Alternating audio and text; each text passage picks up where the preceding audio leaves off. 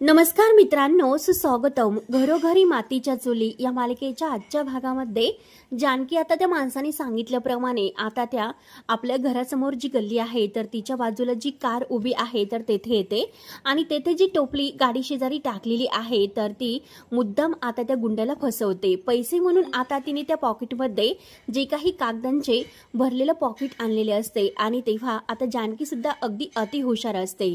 बरोबर त्या गुंडाला चकवा देण्यासाठी तिथे आता पॉकेट भरून पैसे दिल्याचं नाटक करते. तेव्हा तो गुंड बघतच असतो. तो तिचा पाठलाग करत तिच्या मागेच आलेला असतो. तेव्हा जानकी आता विचार करते आणि आता नक्की हा आपल्याला पुरावे देईल, कारण याने मागच्या वेळेस फसवले होते. 1 लाख रुपये देऊन सुद्धा याने पुरावे दिले नाही. मग यावेळी सुद्धा तो आपल्याला फसवेल. म्हणून जानकी आता तो जो काही आता कागदाने भरलेला जो पुडा आहे तर तो त्या टोपलीमध्ये टाकायला येते. जानकीला मात्र त्या गुंडाचं बोलणं आठवते की जे त्या टोपलीमध्ये पैसे ठेवायचे आणि पैसे ठेवून तू जात असताना मागे ओळून सुद्धा बघायचं नाही बोलून जानकी आता लगेच त्या टोपलीमध्ये ते पॉकेट ठेवते आणि तेथून जाण्याचं नाटक करते. परंतु आता जानकी तेथेच एका जी चाकाची गाडी आहे तर त्यामागे लपलेली असते आणि ती मुद्दाम आता बघत असते की नक्की तो माणूस येतो की काय आणि पैसे घेऊन जातो की काय. मात्र तो माणूस येतो आणि त्यातून ते पैशाचं पॉकेट घेतो आणि तेवढ्यात जानकी त्याला डोकावून बघतच असते. तर जानकीच्या मागून ऋषिकेश येतो. ऋषिकेश म्हणतो की जानकी, तर जानकी इतकी घाबरते आणि अगदी दचकून ती उभी राहते. मागे वळून बघते तर ऋषिकेश असतो. ऋषिकेश आता जानकीला विचारतो की तू तर देवळात जाणार होतीस. तेव्हा जानकी आता ऋषिकेशला काय उत्तर द्यायचं हे काही तिला कळत नाही. ती खूप घाबरलेली असते आणि टेन्शन मध्ये सुद्धा खूप असते. जानकी म्हणते की ऋषिकेश. तेव्हा आता ऋषिकेश चिडलेला असतो. ऋषिकेश म्हणतो की काय ऋषिकेश, मला फसवलेस. तू माझ्याशी खोटं बोलून इकडे आली. तू मला काय सांगितलं की देवळात जाते म्हणून आणि तू तर इकडे आली. तेव्हा आता जानकी म्हणते की नाही ऋषिकेश, प्लीज गैरसमज करून घेऊ नका. ऋषिकेश म्हणत असतो की हे बघ, मला पूर्ण खात्री आहे की तू आज त्याच माणसाला भेटायला आली असेल. नक्की तो माणूस कुठे आहे हे मला सांग.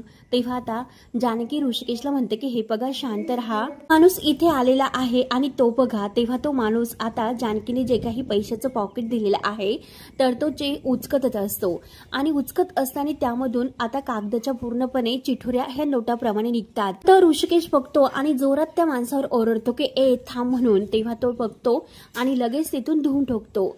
ऋषिकेश त्याच्या मागे धावत जात असतो. तर जानकी ऋषिकेशला आवाज देते की म्हणते की ऋषिकेश थांबा. ऋषिकेश त्याच्या मागे धावतच असतो. तर जानकी ओरडत असते की ऋषिकेश थांबा थांबा. तेवढ्यात आता तो माणूस एक गाडी आहे चाकाची तर ऋषिकेशच्या अंगावर ढकलून देतो आणि ऋषिकेश त्याला ते पडतो, खाली पडतो. जानकी धावतच ऋषिकेश जवळ येते. तेवढ्यात तो माणूस निष्ठून जातो. तेव्हा ऋषिकेश जानकीवरच ओरडतो की सटकला ना तो माणूस.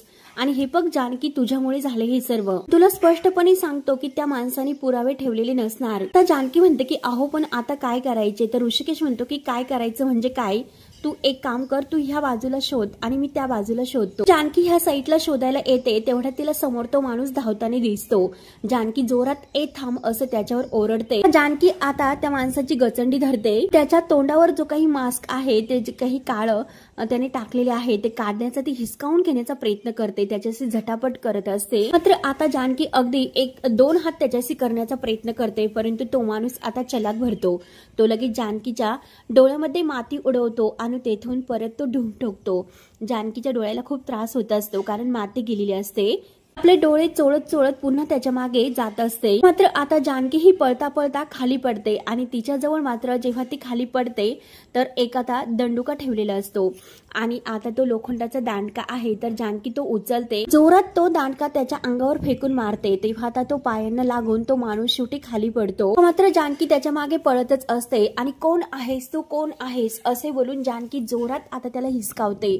त्याच्या चेहऱ्यावर जो काही आता तो काळ्या कपड्यां आहे ना तर जानकी बाजूला करते आणि त्याला चांगली आता जाब विचारते. जेव्हा आता जे काही केस मोकळे होतात तर तो दुसरा तिसरा माणूस नसतो, तो व्यक्ती नसतो, तर ही ऐश्वर्या असते. ऐश्वर्या जानकीला फसवत असते. ऐश्वर्याला बघून आता जानकीला खूप मोठा एक धक्का बसलेला असतो. जानकीच्या पायाखालची जमीन सरकते. म्हणजे जिच्यावर आता जानकीला संशय होता तीच हे सर्व कारस्थान करत आहे हे सगळं काही आता जानकी समोर येते। जानकी तिच्याकडे बघतच असते आणि ऐश्वर्या तिच्याकडे। जानकी म्हणते की ऐश्वर्या तू, अगं मला वाटलंच होतं की ह्या सगळ्याच्या मागे तूच असणार म्हणून। जानकीला पूर्णपणे घाम फुटलेला असतो। जानकी म्हणते की लाज कशी वाटली नाही ऐश्वर्या तुला हे सर्व करताना? त्या खालच्या पातळीला तू गेलीस आणि तुला हे सगळे पैसे उकळण्यासाठी लाज कशी वाटली नाही?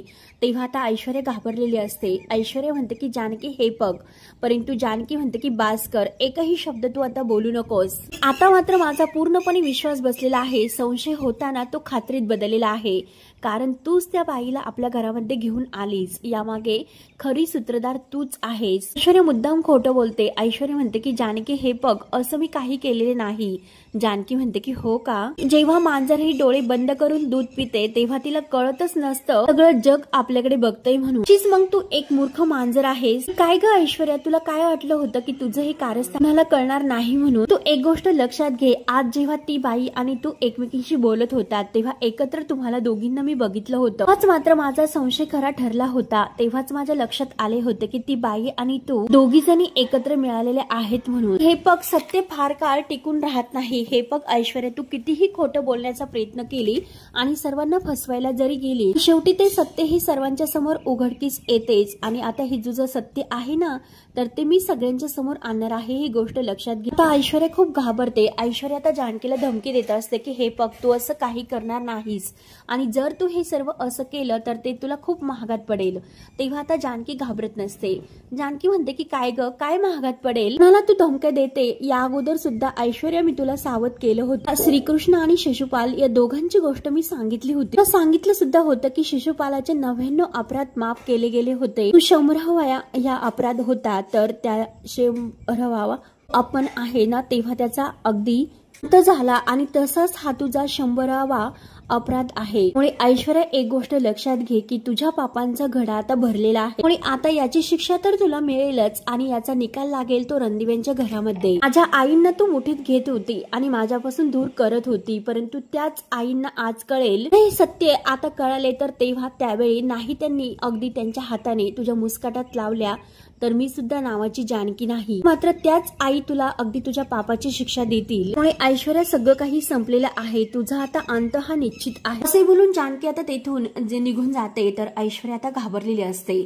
ऐश्वर्याला असे वाटते की नक्की आता ही जानकी घरी जाईल आणि सगळ्यांना सत्य सगळ्यांच्या समोर सांगेल आणि पुन्हा एकदा आपली सगळ्यांच्या समोर नाचक्की होईल, तर आपल्याला घरातून सुद्धा आता बाहेर काढतील म्हणून ऐश्वर्याला खूप टेन्शन येते। नंतर आता ऋषिकेश त्या माणसाला शोधत शोधत आता पूर्ण ठिकाणी आता शोधत असतो, परंतु तो काही आता ऋषिकेशला सापडत नसतो आणि ऋषिकेश मागे येत असतो आणि तेवढ्याच समोरून त्याला जानकी येताना दिसते।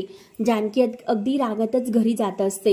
ऋषिकेश तिच्याकडे बघतो आणि धावतच तिच्याजवळ येतो। धावतच जानकी जवळ येऊन जानकीला विचारतो की जानकी, अगं काय झाले, सापडला का तो माणूस की पळून गेला? ऋषिकेश ऐकून घेत नाही। ऋषिकेश म्हणतो की जानकी, मी तुला सांगितलं होतं की तो माणूस तुला फसवतो म्हणून, ऐकतच नाही। अगं तो माणूस खोटा आहे। तेव्हा आता जानकी म्हणते की हे बघ ऋषिकेश, तो माणूस नव्हता, ऐश्वर्या होती, ऐश्वर्या होती। आता ऐश्वर्या म्हणल्यानंतर ऋषिकेशला खूप मोठा एक धक्का बसतो। ऋषिकेश म्हणतो की काय बोलते जानकी, ऐश्वर्या? तर जानकी म्हणते की हो ऋषिकेश, ती ऐश्वर्या होती, तिला रंगे हात पकडले, हे जे काही केले ना तिने सर्व मुद्दाम केले। आणि आता जानकी जेव्हा लताबाई आणि ऐश्वर्या एकमेकींबरोबर बोलत असतात, जानकीने हे सर्व बघितलेले असते। हे सगळं काही घडलेला प्रकार जानकी आता ऋषिकेशला सांगते। आता हे सर्व सांगितल्यानंतर ऋषिकेशच्या पायाखालची जमीनच सरकते, म्हणजे ऐश्वर्या अजून बदलली नाही तर।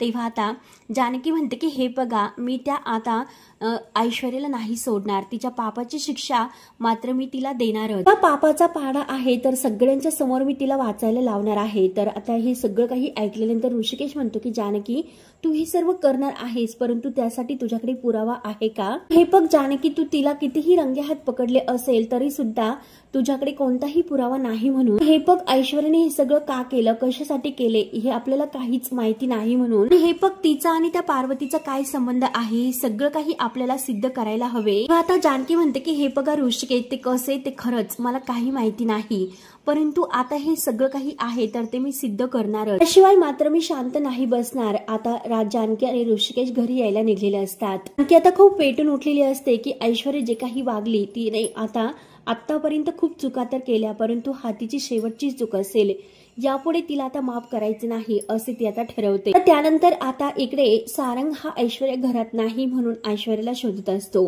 परंतु इतक्या रात्री ऐश्वर्या कुठे गेल्या असतील म्हणून त्याला टेन्शन येते. तो ऐश्वर्याला फोन करत असतो, परंतु ऐश्वर्याचा फोन सुद्धा लागत नसतो. तेवढ्यात ऐश्वर्या दरवाजा उघडून अगदी तो वेश बदलून घरात येते आणि खूप घाबरलेली असते. आणि माय गॉड, आता मी काय करू. तेव्हा आता सारंग तिला विचारतो की काय हो ऐश्वर्या, काय झाले, ठीक तर आहात ना. तर ऐश्वर्या सारंगवरच चिडते. सारंगला म्हणते की हे बघा, तुम्ही गप्प बसा, मी तुम्हाला सगळं काही सांगते. तर खूप मोठा घोळ होऊन बसलेला आहे. तर सारंग घाबरतो. सारंग म्हणतो की घोळ झाला म्हणजे नक्की काय झालं ऐश्वर्या, सांगा बरं काय झाले. तेव्हा आता ऐश्वर्या म्हणते की हे बघा सारंग, आपल्याला एक खूप महत्वाचं काम करायचं आहे. तेव्हा आता सारंग म्हणतो की अहो ते सर्व ठीक आहे, तुम्हाला एक गोष्ट सांगा, नक्की झाले तरी काय. तेव्हा आता ऐश्वर्या म्हणते की हे बघा सारंग, ते आपल्या नाटकाचा महत्वाचा टप्पा आहे. तू आता काही जरी झाले तर उद्या आपल्याला घरामध्ये एक असा मोठा धमाका करावा लागणार आहे, शिवाय आपला जो काही प्लॅन आहे तो वर्क नाही होऊ शकत. आता सारंग म्हणतो की अहो ऐश्वर्या, तुम्ही नेमकं काय बोलतात हे मला काही कळत नाही. नेमकं काय आणि कसे याबद्दल मला समजावून सांगा बरं. ऐश्वर्या खूप घाबरलेली असते आणि घाबरतच ती सारंगला म्हणते की हे बघा, जरा शांत व्हा, मी तुम्हाला सगळं काही सांगते. मात्र आता हे जे काही जानकीने बघितलं या सगळ्यातून आता ऐश्वर्या स्वतःला बाहेर काढण्यासाठी सारंगला जो काही पुढे प्लॅन करायचा आहे ते सगळं काही सांगते. तेव्हा सारंग मात्र आता हे सर्व ऐकल्यानंतर त्याला तर धक्काच बसतो. तो पूर्णपणे घाबरून जातो आणि तो ऐश्वर्याला म्हणतो की हे सगळं करायचं आहे का. तेव्हा आता ऐश्वर्या म्हणते की हो, आणि हे सगळं आपल्याला करावंच लागेल, ते पण आजच्या आजच. तेव्हा आता दोघांना काय करायचे आहे याबद्दल सगळं काही ऐश्वर्याने समजावलेले असते. परंतु मित्रांनो, आता सारंगचं मन तयार नसतं, पण तरी सुद्धा ऐश्वर्यासाठी तो ऐकायला तयार होतो. आणि शेवटी ऐश्वर्या आणि सारंग जेव्हा घरातील सगळेजण झोपलेले असतात, पूर्ण अंधार असतो आणि आता चोर पावलांनी ते आपल्या रूम मधून बाहेर येतात. आता ऐश्वर्या आणि सारंग हे नाना आणि सुमित्रा ज्या रूम मध्ये झोपलेले आहेत तर तेथे अगदी चोर पावलांनी येतात. दरवाजा उघडतात. नाना आणि सुमित्रा झोपी गेलेले असतात. तेव्हा ऐश्वर्या दरवाजा उघडून अगदी हळूच पावलांनी आत येत असते आणि तिच्यासोबत सारंग सुद्धा असतो. ऐश्वर्या सारंगला खुणावते की ते दोघे झोपलेले आहेत म्हणून. मात्र आता ऐश्वर्या ह्या सुमित्राच्या कपाटामधून काहीतरी चोरत असते, काहीतरी चोरून ती घेत असते आणि सारंग हा दरवाजात उभा राहून कोणी आले की काही हे बघत असतो. परंतु आता सुमित्रा आणि नाना या दोघांची रूम जिन्याच्या खालच्या त्या रूम मध्ये असते आणि आता जिन्यावर जी काही आता जानकी उभी आहे, जानकीला जाग आलेली असते आणि जानकी उठून तेथे उभी असते, परंतु तिची सावली मात्र सारंगला दिसते. सारंग खूप घाबरून जातो, कारण नक्की जानकी वहिनी उठली आहे हे त्याच्या लक्षात येते आणि तो पूर्णपणे घाबरून गेलेला असतो आणि जानकीच्या सावलीकडे तो एकटक बघत असतो. आता जानकी खाली येताना त्याला दिसते, कारण त्याची सावली आता स्पष्ट सारंगला दिसत असते. सारंग आणखीनच घाबरून जातो. जानकीला कसला तरी संशय आलेला असतो आणि ती बारकाईने बघत असते. तेव्हा सारंग चोरून तिच्याकडे बघत असतो की ही नक्की काय करते, कुठे जाते आणि घरामध्ये गेली की नाही, म्हणून तो अगदी चोर पावलांनी जानकीला डोकावून बघत असतो.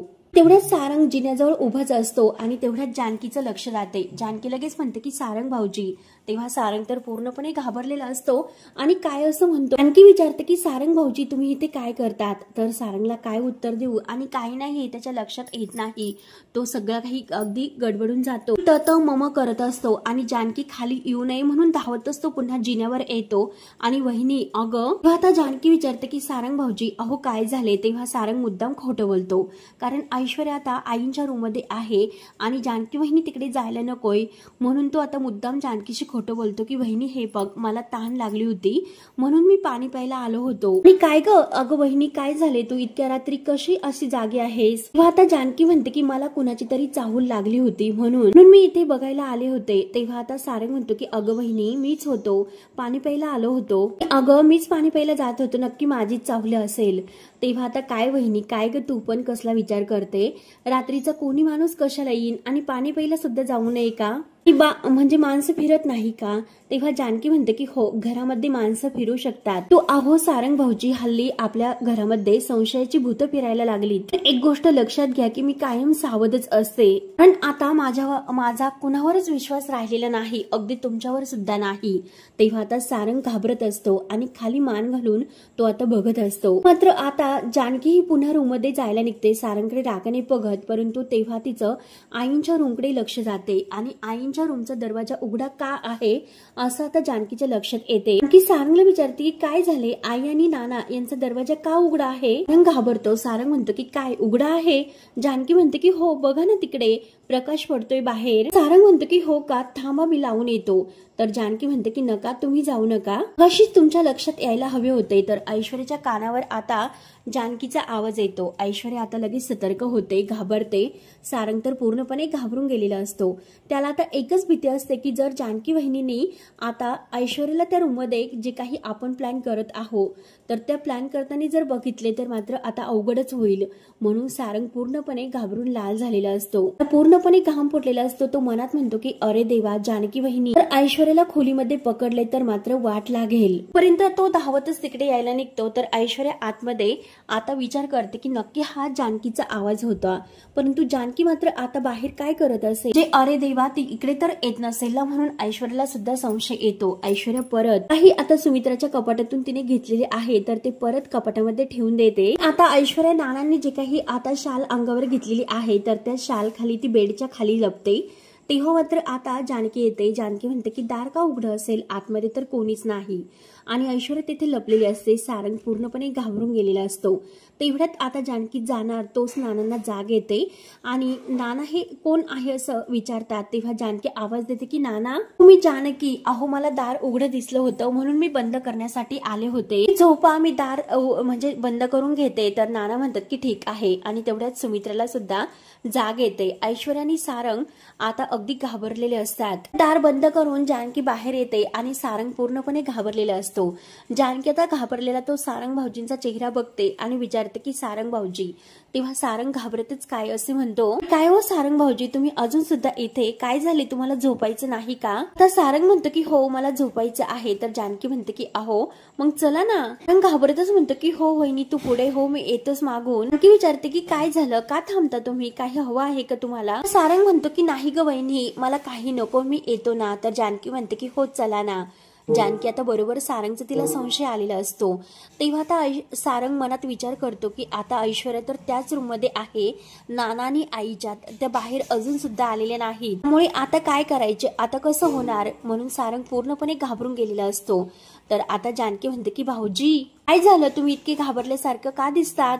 सारंग मुद्दाम खोटं बोलतो. सारंग म्हणतो की वहिनी अगं काही नाही, चल मी येतो झोपायला, चल बरं. जानकी म्हणते की अहो मग चला. बरोबर जानकी आता सारंगला पुढे घालते आणि ती सारंगच्या मागून येते. सारंगच्या मनात आता पूर्णपणे ऐश्वर्याची काळजी लागलेली असते की ऐश्वर्या बाहेर केव्हा येतील. आता सारंग पुढे पुढे येत असतो आणि जानकी त्याच्याकडे अगदी बारकाईने बघून पुन्हा मागे वळून बघते की कोणी आहे की काय. तेव्हा सारंग म्हणतो की वहिनी. तर जानकी म्हणते की काय. तर सारंग म्हणतो की गुड नाईट. सारंग रूम मध्ये जातो, दरवाजा लावण्याचं नाटक करतो. तोपर्यंत जानकी आता मध्ये येते. तोच आता ऐश्वर्या इकडे नानांच्या रूम मध्ये लपलेली असते आणि आता ती आपल्या अंगावरील ते काही शाल आहे तर ती बाजूला करते. नाना आणि आईंकडे बघत असते की नक्की हे दोघे जागे तर नाही ना. जो प्लॅन करायचा आहे तो पूर्णपणे ती करते आणि आता बाहेर येते.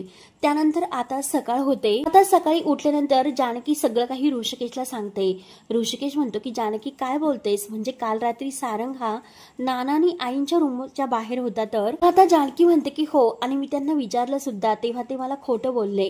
ते मला म्हणाले की मी पाणी प्यायला आलो होतो. ऋषिकेश हे बघा मला नक्की त्यांचा डाऊट येतोय, माझा त्यांच्यावर विश्वास नाही. हे बघा ज्या प्रकारे ते घुटमळत होते तर त्याप्रमाणे मला त्यांचं जे वागणं आता माझ्या समोर आले तर ते जरा संशयास्पद वाटले. मला त्यांच्यावर संशय आहे की नक्की ते काहीतरी प्लॅनिंग करत असतील आणि ऐश्वर्या त्यांच्या सोबत असेल म्हणून. एकतर ऐश्वर्याला मी रंगेहात पकडलेले आहे त्यामुळे ती शांत काही बसणार नाही. त्यामुळे मला पूर्णपणे विश्वास आहे की ऐश्वर्या आणि सारंग भाऊजी या दोघांचाच काहीतरी डाव आहे. मला पूर्ण तसेच वाटते. परत ऋषिकेश विचारतो की परंतु जानकी आता यापुढे तू काय करायचं ठरवलेलं आहे. जानकी म्हणते की खोटी पार्वती आई आणि ऐश्वर्या दोघींचा खरा जो खोटा चेहरा आहे तर तो सगळ्यांच्या समोर मला आणायचा आहे. ऐश्वर्यानेच त्या खोट्या पार्वती आईला इथे घरामध्ये आणलेस हे मला सगळ्यांना सांगायचं आहे. परंतु यामध्ये मला ऋषिकेश अगदी तुमची साथ लागणार आहे.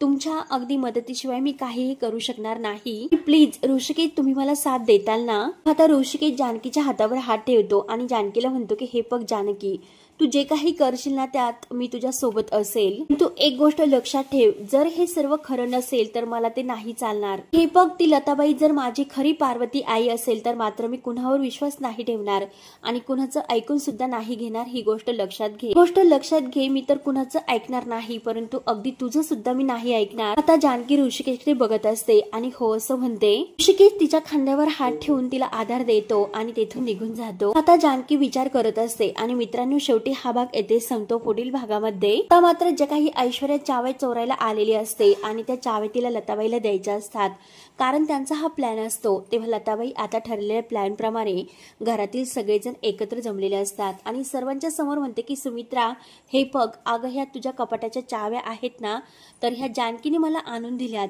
तेव्हा आता जानकी म्हणते की लताबाई, तुम्ही का खोटं बोलतात? तुम्ही खोटे आहात. खरं तर ही बाई पार्वती नाहीच. सगळं काही प्लॅन ह्या ऐश्वर्याचा आहे. तर आता सुमित्राला राग येतो. सुमित्रा आता सुद्धा जानकीवर विश्वास ठेवत नाही आणि सनकने एक जानकीच्या कानामागे देऊन बास कर असं तिच्यावर ओरडते. आता सुमित्रा स्पष्ट शब्दात म्हणते की जानकी, तू तुझ्या पापाचं खापर ऐश्वर्यावर फोडू नकोस. तेव्हा आता ऋषिकेशला सुद्धा हे सर्व बघून इतका राग येतो, तो सुमित्रा आईकडे अगदी धक्क्याने बघत असतो. मित्रा स्पष्ट शब्दात आता जानकीला म्हणते की हे बघ, अगं सुनेला मुलीप्रमाणे कितीही प्रेम केले, माया केली, एका आईप्रमाणे तिला अगदी सगळे हक्क दिलेत, तरी सुद्धा शेवटी सून ती सूनच असते. ती कधीही आता आपल्या आई वडिलांचा विचार करत नसते. होय, तू एक चांगली सून होऊ शकत नाही असे आता सुमित्रा सर्वांच्या समोर जानकीला उत्तर देते. जानकीला तर हे सर्व बघून इतका धक्का बसलेला असतो, कारण आतापर्यंत आपण जे काही या घरासाठी करतो तरी सुद्धा सुमित्रा आई कायमच आपल्याला दोषी ठरवतात आणि ऐश्वर्याची साथ देतात. सुमित्राचा हे बदललेलं रूप बघून जानकीला खूप मोठा धक्का बसलेला असतो, कारण ज्या काही कामासाठी जानकी आणि सुमित्रा एकत्र आलेले असतात तर त्यातून आता ह्या ऐश्वर्याने त्यांच्यात फूट पाडलेली असते आणि लताबाईने. तेव्हा आता जानकीच्या कानामागे दिल्यानंतर जानकी ही शांतपणे सगळं काही सहन करून घेते आणि आईनं समजवण्याचा इतका प्रयत्न करत असते, पण तरी सुद्धा आता ही सुमित्रा ऐकायला तयार नसते. मित्रांनो, आता पुढे काय काय होतं हे बघण्यासाठी आपल्या चॅनलला नक्की सबस्क्राईब करत राहा. धन्यवाद.